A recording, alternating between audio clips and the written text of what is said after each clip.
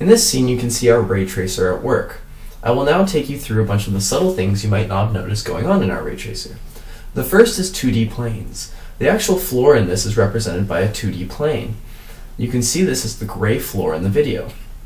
This 2D plane is rendered by having light rays traverse the scene, bouncing back to the camera and rendering the correct color. We also added spheres to this. These are 3-dimensional spheres, as can be seen by the 9 spheres currently in view. These spheres allow us to show off curved surfaces inside our ray tracer.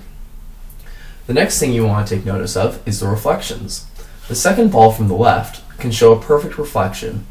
You can see this by the other 2 balls simultaneously beside it, reflecting the light back off it, allowing a mirroring effect when 2 mirrors are beside each other.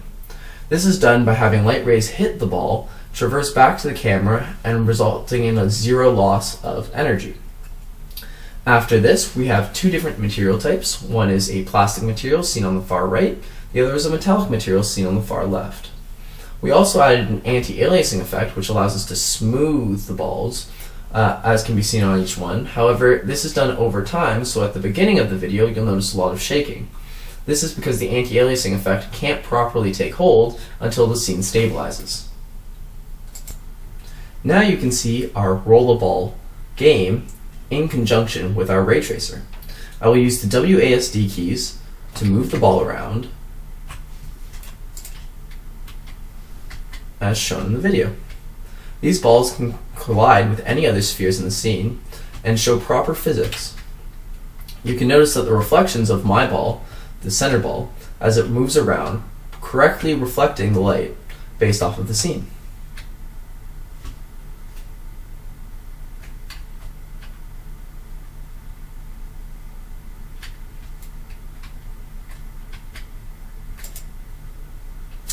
In this, you can see the actual scene rendered by Unity.